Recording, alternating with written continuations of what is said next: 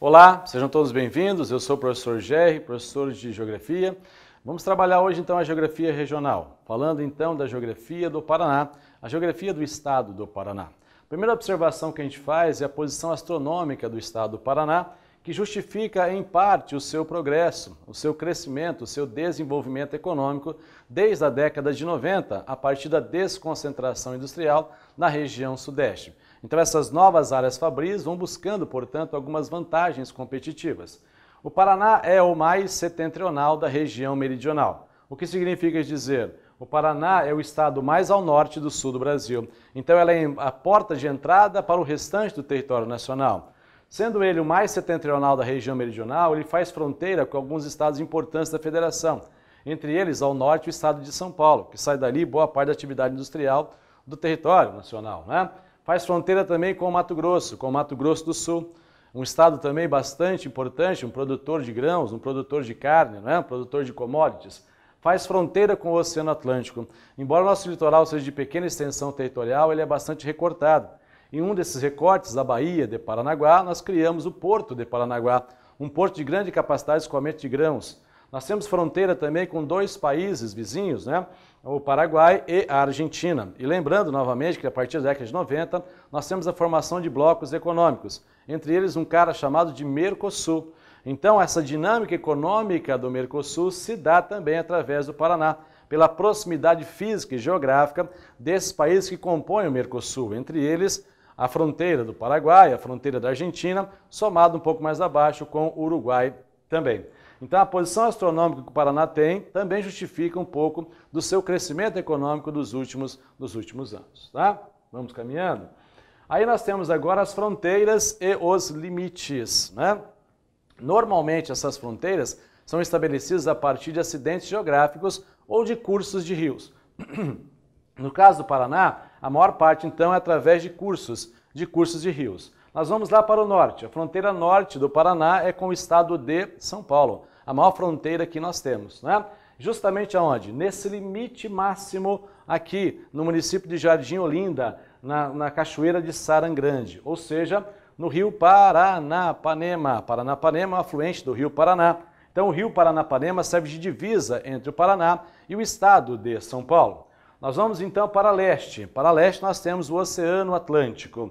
De novo, um pequeno litoral, mas bastante recortado, né? O limite máximo é o rio Ararapira, que fica no município de Guaraqueçaba. Depois disso nós temos, portanto, o Oceano Atlântico. E o oceano, você sabe, é uma estrada que anda, é importantíssimo para escoar a produção, porque a maior parte do comércio que se faz no mundo é pelos portos e não pelos aeroportos. Nós temos aqui também a fronteira ao sul, com o estado de Santa Catarina, no rio Jangada, na Serra do Taquaral Verde, no município de General Carneiro, né? Então nós temos, portanto, um limite ao sul com o estado de Santa Catarina. No limite oeste nós temos então o Rio Paraná, no porto de Palacim, onde nós temos, portanto, o país Paraguai e a sudoeste o país Argentina.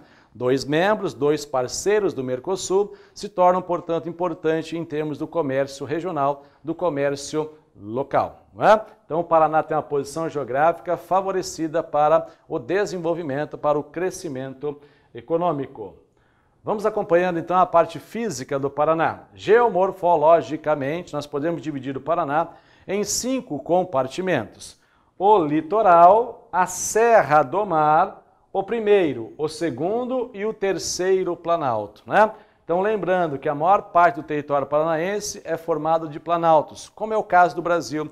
75% do território nacional é formado de planalto. Então a maior parte da estrutura geomorfológica do estado é a formação planáltica. Então predominam os planaltos na geologia, na geomorfologia do estado do Paraná. Então são 5 compartimentos: planície litorânea, primeiro planalto, segundo planalto, terceiro planalto e a Serra do Mar, que faz parte do complexo cristalino, né?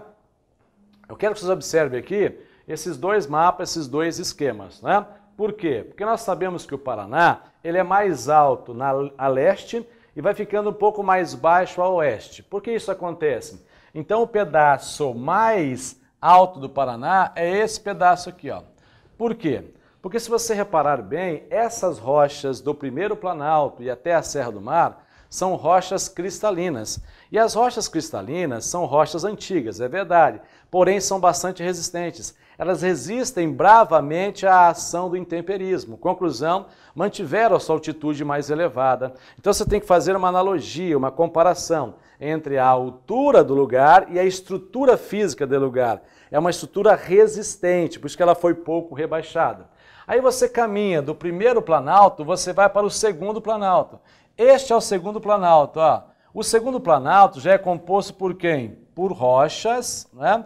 Por rochas sedimentares. E as rochas sedimentares resistem menos à ação do intemperismo, tanto que ali é conhecido como Campos Gerais, remetendo à formação de um campo, um ambiente um pouco mais retilíneo, com poucas ondulações. Então, a rocha do primeiro Planalto é mais dura, mais resistente, resistiu ao intemperismo. A rocha do segundo já não é tão resistente assim. Houve, portanto, um rebaixamento. E aqui, nesse verde que você está percebendo aqui, aconteceu o maior derrame de trap de todo o planeta, ou derrame de lava, como queiram. Cobriu 1,5 milhão de quilômetros quadrados, né? Então, toda essa lava enrijecida vai virar o basalto, né? O basalto é uma rocha chamada rocha-ferro, então também resiste à ação do intemperismo. Então ele ficou um pouco mais alto, mais ou menos aí entre 800 e 1.000 metros de altitude.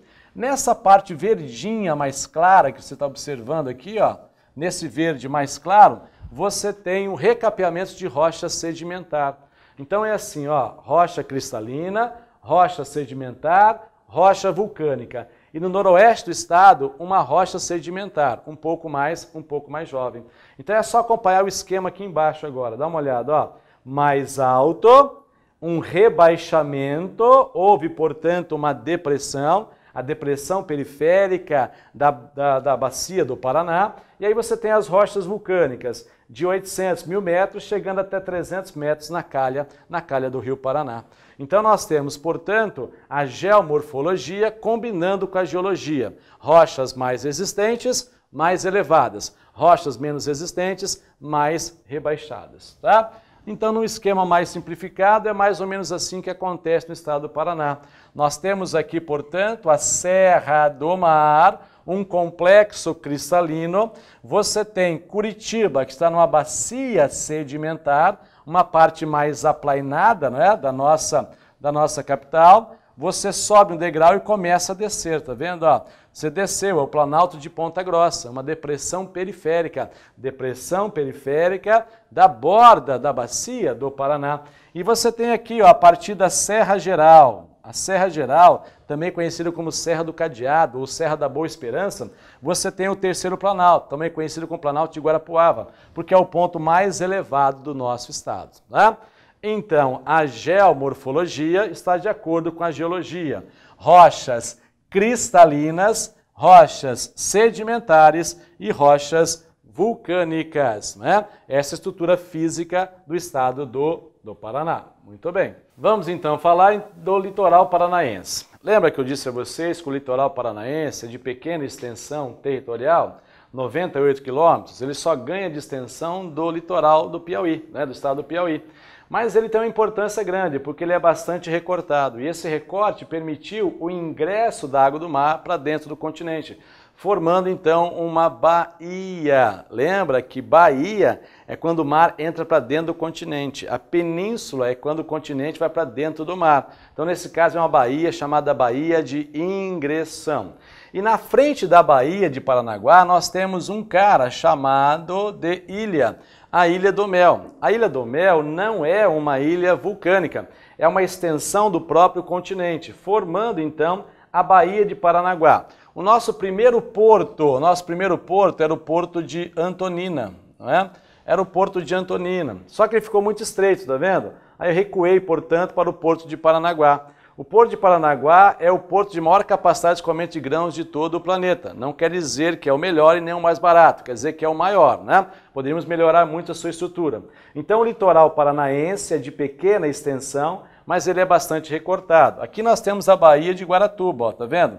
Ela é muito estreita, não possibilita, por exemplo, a formação de portos. Aqui sim, nós temos o Porto de Paranaguá, que dinamiza toda a cidade de Paranaguá, né? Antonina foi o nosso primeiro porto. E aqui, depois de vencer a serra, você encontra Curitiba, nossa capital. Então, para sair do litoral, do interior, para chegar no litoral, passa por Curitiba também, até chegar nas áreas portuárias. Então, de novo, o litoral paranaense é de pequena extensão territorial, mas a importância dele são os recortes, possibilitando a formação de duas baías, a Baía de Paranaguá, a maior, e a Baía de Guaratuba. Tá? Muito bem. E aí nós temos, saindo do litoral, né, aquele compartimento que divide a orla marítima do interior do estado, é a nossa serra, a Serra do Mar. A Serra do Mar é um complexo cristalino, são rochas cristalinas, de novo, antiga, porém bastante resistentes, mantém a altitude mais elevada. Então, para você sair do litoral, tem que subir e vencer a Serra do Mar até chegar às áreas planálticas, né? Então, a Serra do Mar faz parte do complexo cristalino. O que nós encontramos de importante na Serra do Mar? O ponto culminante do nosso estado, o ponto mais alto do nosso estado, que é o Pico do Paraná, na Serra dos Órgãos, que faz parte, portanto, da Serra do Mar, com 1.922 metros, embora possa aparecer também como 1.872 metros, tá? Então, o pico mais elevado é o Pico do Paraná, que está na Serra do Mar, que faz parte do complexo cristalino. É alto porque é resistente, né? Muito bem.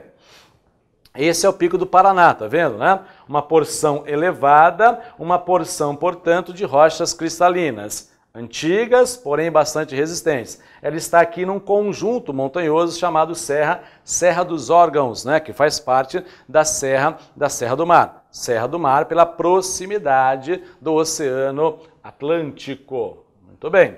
Você saiu então agora da Serra do Mar e vai em direção ao primeiro planalto. O limite entre o primeiro planalto e a Serra do Mar é justamente a escarpa devoniana São Luís do Purunã. O primeiro planalto é o menor planalto que nós temos, formado então de rochas cristalinas e recapeamento de rochas sedimentares, onde está, portanto, instalada, né, a nossa capital, a capital Curitiba. Então nós temos a Serra do Mar, em direção, portanto, ao interior do estado, até a escarpa devoniana São Luís do Purunã, no município de Campo Largo. Curitiba é mais alta, por exemplo, 934 metros, porque são rochas cristalinas. Quanto mais dura é a rocha, mais resistente à ação do intemperismo, tá? Então, o primeiro planalto é o menor planalto de todos, onde você tem também partes do complexo cristalino, tá? A escarpa devoniana São Luís do Purunã é um bloqueio, é na verdade uma escarpa, um degrau que separa, portanto, o primeiro do segundo planalto paranaense. Apresenta uma faixa de terrenos cristalinos, cristalino é velho, mas é resistente, começa na Serra do Mar, que também é cristalina, e estende-se para oeste, até a escarpa devoniana São Luís do Purunã, que recebe nomes regionais, Serrinha, Serra de São Luís do Purunã, e assim vai. Tá? Então, o primeiro planalto, o menorzinho deles, e numa parte um pouco mais ondulada, de relevo um pouco mais suavizado pela deposição de sedimentos, está edificada a capital Curitiba. Nós temos agora o segundo planalto. Lembra que eu disse a vocês que mudou? O segundo planalto não é mais de rochas cristalinas, são de rochas sedimentares. E a rocha sedimentar resiste menos. Tanto é verdade que esse planalto é conhecido como Planalto de Ponta Grossa ou Planalto de Campos Gerais, também chamado de Meseta do Mesozoico. Olha que lindo esse nome, meseta quer dizer como se fosse o tampo de uma mesa, uma faca deitada, remetendo a um ambiente um pouco mais aplainado, um pouco mais retilíneo. Então as rochas sedimentares resistiram menos à ação desse intemperismo.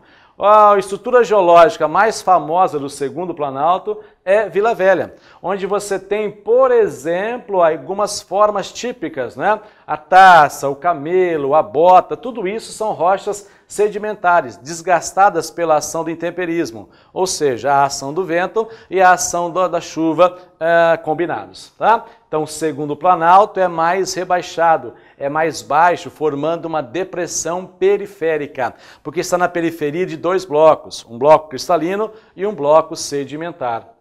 Limita-se a leste pela escarpa devoniana e a oeste pela Serra Geral ou Serra da Esperança. Então vai escarpa devoniana até a Serra Geral, onde você tem, portanto, esse Campos Gerais, um pacote de rochas sedimentares. Inclusive aqui eu posso encontrar um pouquinho de combustíveis fósseis, como por exemplo o carvão, como por exemplo o xisto, ali em São Mateus do Sul. Tá bom?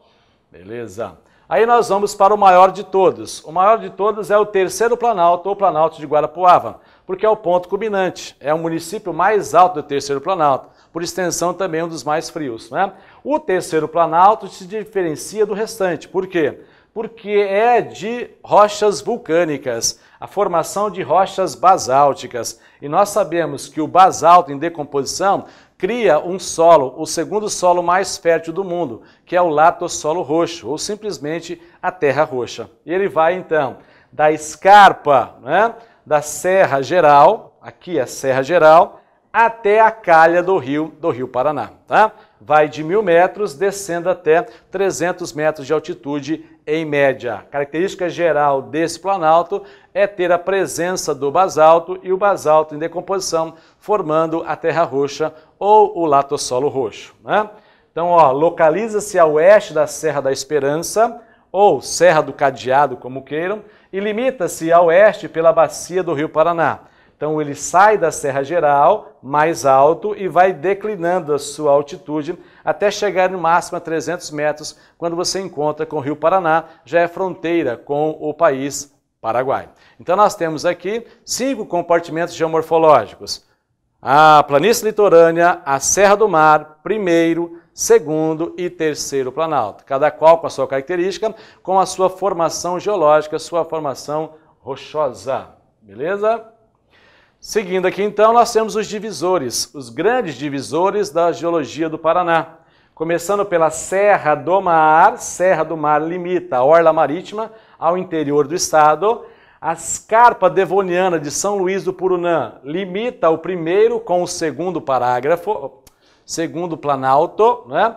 E a Serra Geral faz o limite do segundo com o terceiro, e do terceiro com a calha do rio Paraná. Então nós temos aqui 3 grandes elementos que vão dividir, portanto, geomorfologicamente o estado do Paraná, tá bom? Lembrando, hein? Que tipo de rocha eu tenho aqui? Isso, cristalina. Que tipo de rocha eu tenho aqui? Isso, sedimentar. Que tipo de rocha eu tenho aqui? Isso mesmo, vulcânica. Então, dependendo do tipo de rocha, é o tipo de estrutura, portanto, a geomorfologia deste lugar. Tá joia? Muito bem. Chegamos então ao clima do Paraná. Quando nós falamos em clima do Paraná, temos que levar em consideração quem? A umidade, a temperatura e a pressão atmosférica, né? Então nós temos no Paraná aqui, mais ou menos assim, a grosso modo, 3 tipos climáticos bastante distintos, né? Nós temos um cara que está aqui no litoral, ó. O cara do litoral é influenciado por quem? Pela maritimidade, né?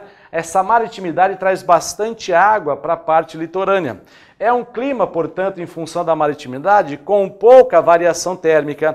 Segundo o cara chamado de Köppen, Vladimir Köppen, é um clima considerado AF. O A da letrinha maiúscula quer dizer clima tropical. O F significa sem estação seca definida. Então, no litoral, é um litoral quente e chuvoso.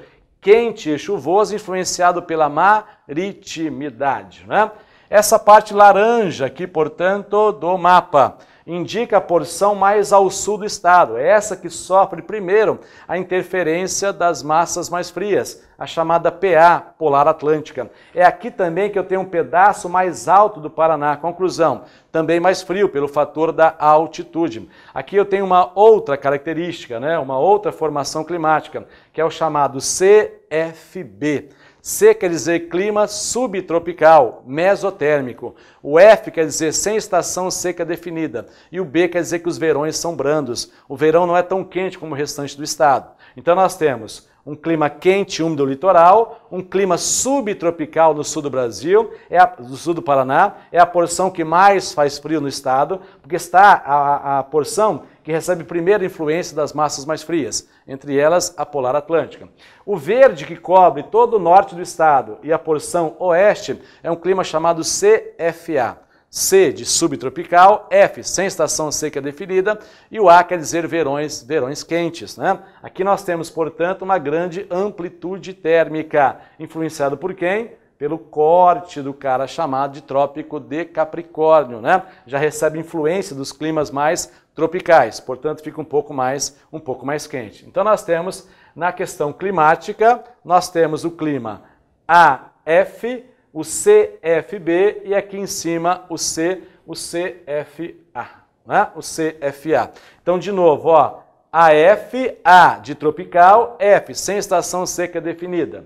O C de subtropical, o F sem estação seca definida e o B quer dizer brando, né? O verão não é tão quente, é mais brando. O CFA, subtropical, F sem estação seca definida e o A, os verões são quentes. Então aqui uma proximidade maior com o clima tropical, aqui é uma proximidade maior com o clima subtropical. E o litoral, pela proximidade do oceano, traz muita água, tá? Então nós temos 3 tipos climáticos para o estado do Paraná. Um clima tropical, úmido, subtropical, né? Com verões mais brandos e o subtropical com verões mais quentes, tá? Se você entendeu a dinâmica do clima, fica mais fácil entender a dinâmica da formação vegetal. Então nós temos aqui, aliás, antes da formação vegetal, a hidrografia do Paraná, né? A sua forma, portanto, na distribuição das suas bacias. Olhando para o quadro, o que eu tenho? Eu tenho aqui, portanto, 2 cores, o verdinho mais claro e o verdinho mais escuro. O que marca isso? 2 grandes bacias, a bacia Atlântica e a bacia do Paraná. Quem limita essas bacias? Quem é o divisor de água? É isso mesmo que você pensou, a Serra do Mar. A Serra do Mar divide essas 2 bacias. A maior bacia é a bacia do Paraná. A bacia do Paraná, onde você tem a maior parte e os rios de maior extensão. A bacia Atlântica é que tem a menor, portanto, quantidade de rios e percorre a menor distância do estado. Ela vai da Serra do Mar até a fração litorânea. Vamos pegar então o exemplo da bacia do Paraná. Nós temos rios importantes como, por exemplo, o rio Tibagi. O rio Tibagi ele nasce ao sul e corre em direção ao norte, desaguando, portanto, suas águas no rio Paranapanema. Um afluente importante do rio Tibagi é o rio Iapó. O rio Iapó, que está lá no município de Tibagi, ele forma o cânion de Guartelá. Diz as más línguas que é o 6º maior cânion do mundo, né? Você tem o rio Pirapó, importante, ó, por quê? Porque abastece suas águas a cidade de Maringá, enquanto Tibagi abastece a cidade de Londrina. Ele nasce, portanto, em Apucarana, né, a cidade alta, e vai até o rio Paranapanema também. Aí nós temos um cara, o maior rio totalmente paranaense. Ele percorre mais de 700 quilômetros em território paranaense. É o rio Ivaí. Ele nasce no 2º Planalto, ali junto a Prudentópolis, a terra das cachoeiras. E ele corre em direção não ao Paranapanema, ao rio Paraná. Por isso a cidade Paranavaí. O rio Paraná com o rio Ivaí, Paranavaí, né? E nós temos o maior de todos. O maior de todos é o rio Iguaçu. Nasce junto à capital Curitiba e vai desaguar, portanto, ali no rio Paraná. Por isso a cidade de Foz do Iguaçu chama-se Foz do Iguaçu. É a foz do rio Iguaçu. Mas ele não é totalmente paranaense. Por quê? Porque ele também recebe afluentes lá de Santa Catarina, principalmente o Rio Negro. Então, se cair na prova o totalmente paranaense é o rio Ivaí. Então, os rios de maior importância econômica estão aqui, ó, na bacia do rio Paraná. Na bacia Atlântica, uma vertente para o Atlântico, os rios percorrem uma distância menor, embora são mais encachoeirados. Aqui eu posso gerar energia também através de PCHs. PCHs quer dizer pequenas centrais hidrelétricas. Pequenas centrais hidrelétricas, tá? Muito bem. Saindo então da hidrografia, vamos para a vegetação do Paraná. Vegetação de campos, floresta estacional, floresta atlântica, floresta ou mata de araucária e um cara chamado de cerrado, né? O que nós encontramos aqui nessa fração litorânea? Uma mata, a Mata Atlântica, né? Conhecida como floresta tropical ombrófila de encosta, porque ela sobe a encosta da Serra do Mar. A Mata Atlântica é um bioma importante, tanto que ela faz parte de um hotspots, né? Uma área quente da biodiversidade. Muito bem. Aí nós temos aqui um cara que caracteriza bastante o estado do Paraná, mas observe, caracteriza bastante o estado do Paraná na sua fração mais ao sul, não ao norte, que é o cara chamado de araucária, araucária angustifolia, a chamada floresta estranha, porque ninguém se parece com ela no restante do Brasil. É aquela forma de pinheiro, não voltada na forma de um cone, mas voltada para cima com as folhas aciculifoliadas, que cobria extensas áreas dessa parte do estado do Paraná. Lembrando, é mais ao sul, porque o sul é mais frio, e ela é uma planta que gosta de clima um pouco mais frio.